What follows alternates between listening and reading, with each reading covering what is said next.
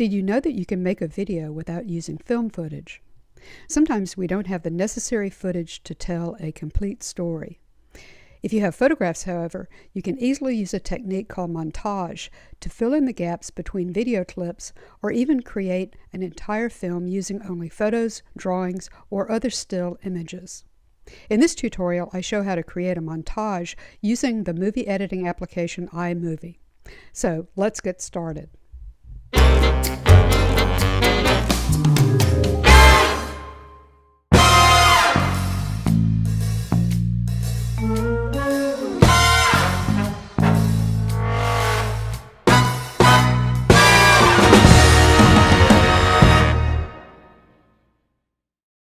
Montage in filmmaking refers to images such as video clips or photos arranged in sequence in a film to tell a story or to illustrate something. You can insert still images into any video during editing to create a unique visual sequence that differs from film footage. A montage of photos can be used in combination with film clips or can be used alone to create an entire film. A well-known example is the Ken Burns documentary film, The Civil War. Although he used some video footage of interviews with historians, much of the story was visually told through the use of historical photographs, drawings, and newspaper clippings from the war. The technique of panning and zooming with still images to add motion to an otherwise static picture was subsequently dubbed the Ken Burns effect. Most movie editing software supports the import of photographs in addition to video clips. In this tutorial, I'm going to use iMovie to demonstrate the basics of how to build a montage of still images in a video. I've opened iMovie and we're going to create a new project by clicking on the plus sign above New. You have an option of creating a movie or a movie trailer. We're going to use the movie option. You are then asked to select a theme. And for this tutorial, I'll use the No Theme option. And I'll title it Montage Tutorial. And select the event that I want it to go into.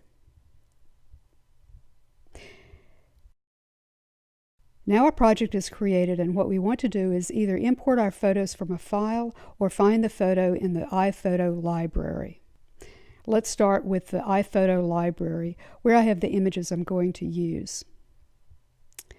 Your events will show up in the adjacent panel. I can search for the event I want, which is Civil War images. You can see the images in the event by sliding the cursor over the thumbnail. Double-click on the event to open the folder to access the images.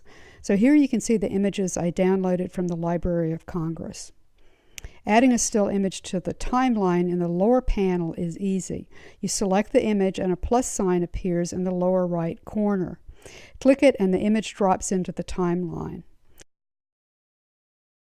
Alternatively, you can drag and drop the image into the timeline like this.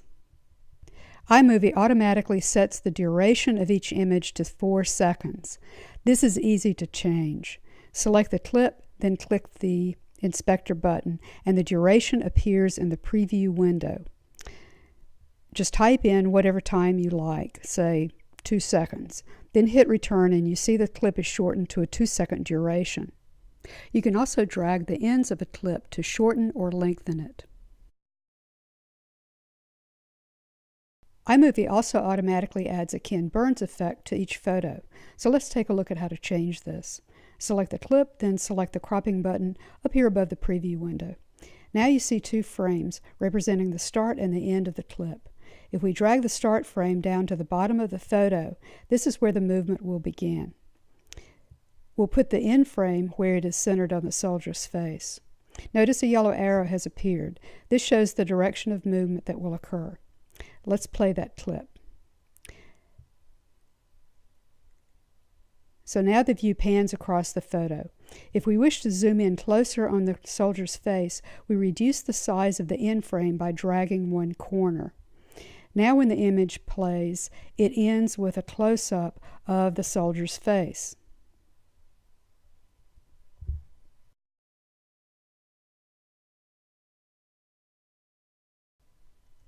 Sometimes we want a subtle movement rather than a rapid pan or zoom. To accomplish this, you want to have the start and end frame similar in size and in close proximity. Here the start frame is slightly smaller than the end frame, which means we'll get a slight zoom out like this. Perhaps we wish to pan slowly from left to right across a group of faces. And let's use the photo of soldiers in front of a tent. First we set the start frame over to the left of the photo. Then the end frame will resize it and move it to the far right of the photo.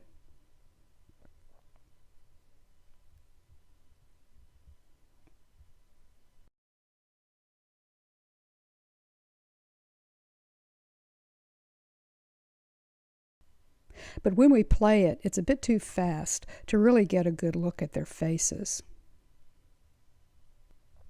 We can slow things down by changing the duration of the clip. Let's double it from 4 to 8 seconds.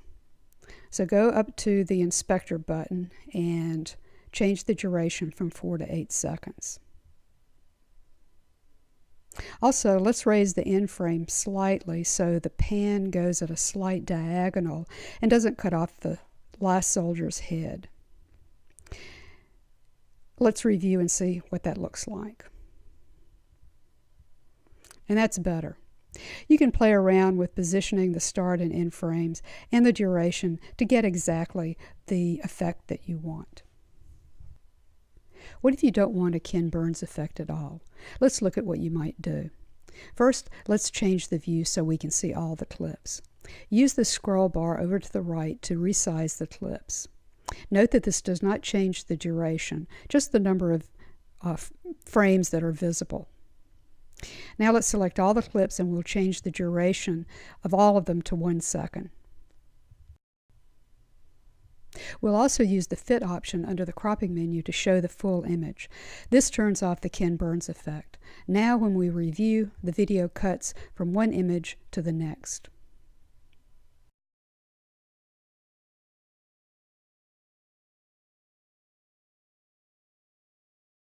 We can soften that up a bit by adding a transition between the photos. If we go over to the content library and select transitions, we see a number of options in the browser. Let's try a simple cross dissolve by dragging it into the timeline.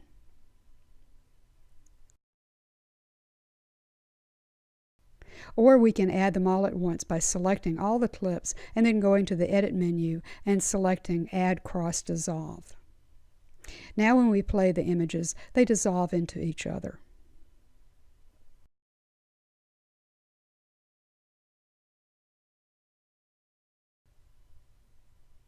Or you can use another transition such as a wipe. You can decide what works best with your video project.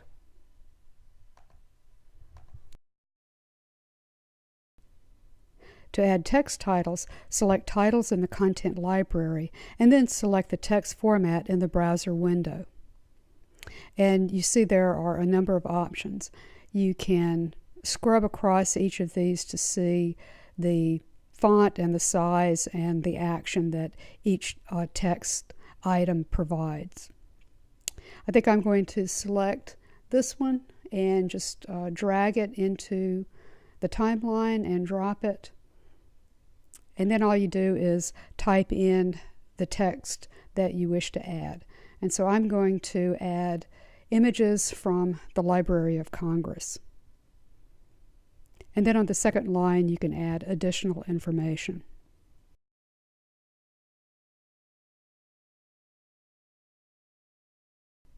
If I want the text to appear over subsequent clips, I can expand or contract the text title track by dragging the end of it.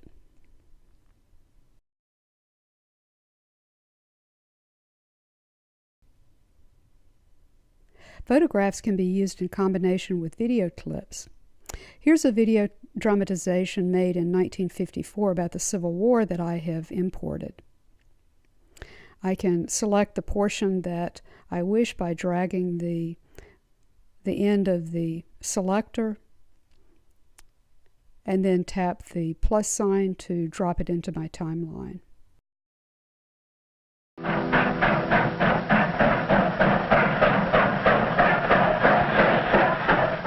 1863, a special train had come up from Washington, bringing a mighty important man who had a speech to make at a place called Gettysburg.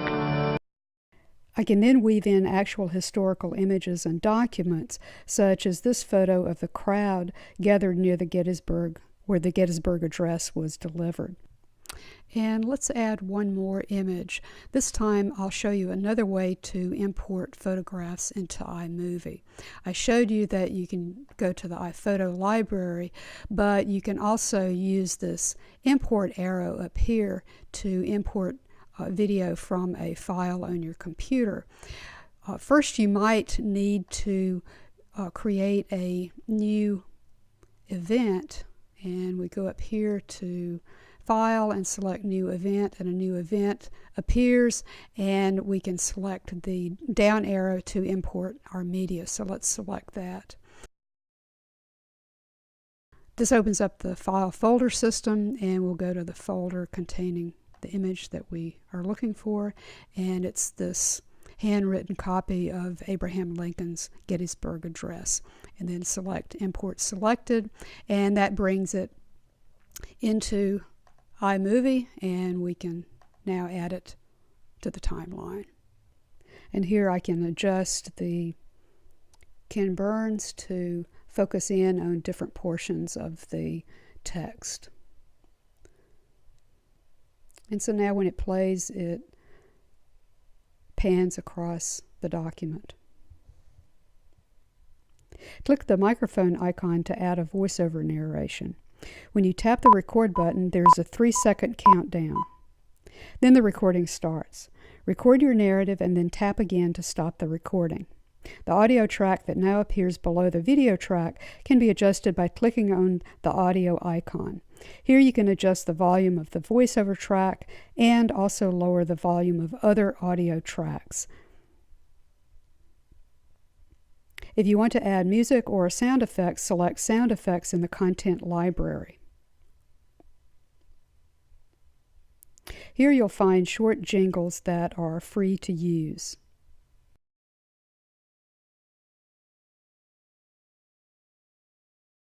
You can tap the play button to review them, and let's go to Sound Effects. And let's try adding a sound effect for the cannon. Although there is not a cannon sound in the library, the thunder roll comes close and serves to illustrate just how to add an audio clip. To add it to a video project, drag and drop the audio clip into the timeline at the desired position. Audio tracks can be easily trimmed to the desired length. You can also fade the sound in or out by dragging the fade handles within each audio track.